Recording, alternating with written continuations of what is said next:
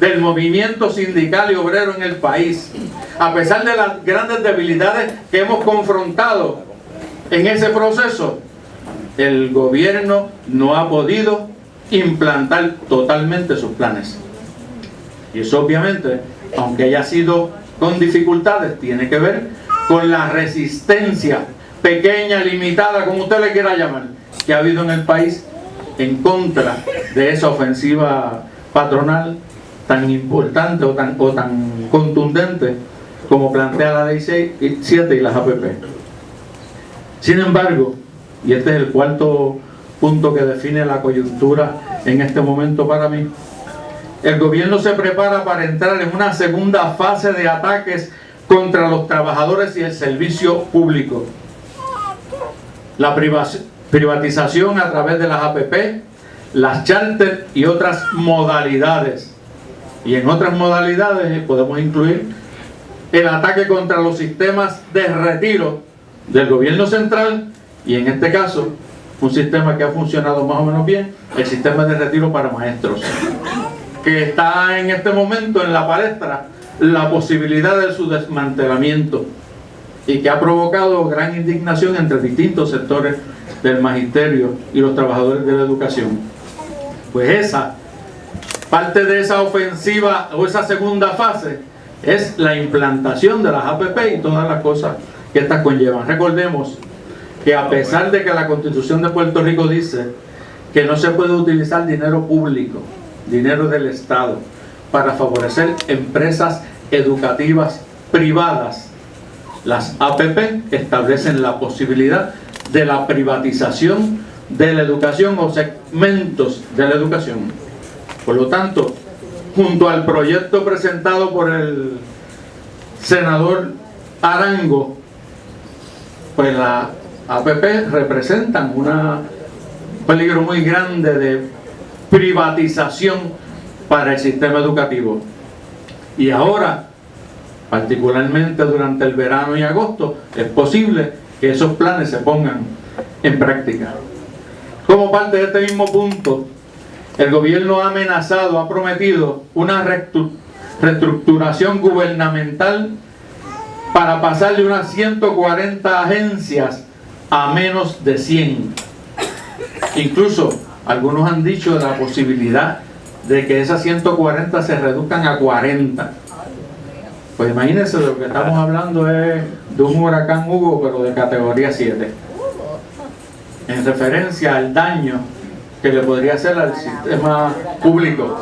Porque recordemos que si bien la privatización tiene unas graves consecuencias sobre los trabajadores que laboramos en el servicio público, tiene unas graves consecuencias quizás peores para las personas que utilizan los servicios públicos y para la calidad de esos servicios públicos.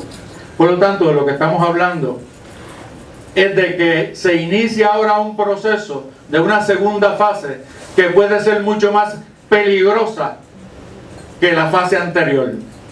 Recuerden, en la fase anterior comienza cuando todavía estamos haciendo uso, en el caso de los maestros, uso militante de los derechos adquiridos.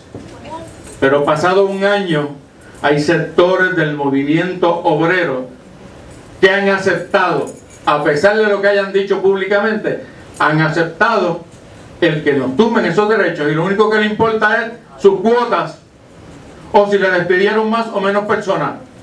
Pero el lado tenebroso de la Ley 7 de desmantelamiento del Estado de Derecho vigente, ese casi ni lo mencionan.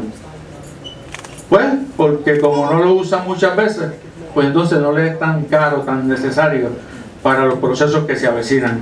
Por eso es bien importante que estemos preparados, porque si bien fue difícil esa primera fase, esta segunda fase puede ser mucho más difícil. Y en quinto lugar, no puedo dejar de mencionar como una de las características que se mantienen de la coyuntura política y económica en el país, es que la crisis económica, que decían que para mediados de este año se iba a aliviar, lo que ha hecho es profundizarse. Y se va se ha estado profundizando. El mismo presidente imperial Barack Obama acepta que las medidas que se han tomado no han sido suficientes o han sido incapaces de solventar el problema del déficit comercial de Estados Unidos y la crisis económica que padece ese país, donde ha dicho una cosa que había dicho ya Bush, y es que las industrias élite de los Estados Unidos no se han repuesto del proceso de crisis, y a esas industrias se les regalaron millones y millones de dólares, a la banca se les regalaron millones y millones de dólares, y la recuperación no parece llegar por ningún lado. En el caso de Puerto Rico, también la crisis se ha profundizado. Más de 11,000 trabajadores fueron despedidos durante este año pasado en la empresa privada. Súmenle los 20,000 en el empleo público y estamos hablando de una cantidad enorme de desempleados en menos de un año. El gobierno de Fortuño había dicho, dentro de ese gobierno, ¿verdad?, que siempre dice la verdad o se mantiene ahí pegadito a la verdad, había dicho que iba a emitir una deuda pública de 1.500 millones de dólares para este año. ¿Ustedes saben a cuánto ascendió la deuda pública emitida en los primeros 10 meses de este año? A 8.500 millones de dólares.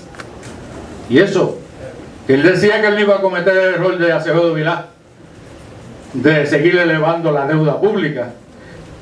Y emitió deuda pública como nunca antes se había emitido. Yo dificulto, como decía mi abuela, que en Puerto Rico en un solo año se haya emitido tanta deuda pública como la que acaba de emitir el gobierno de Fortuño. Esto es un síntoma de que el gobierno sabe que la crisis económica se va a seguir profundizándose.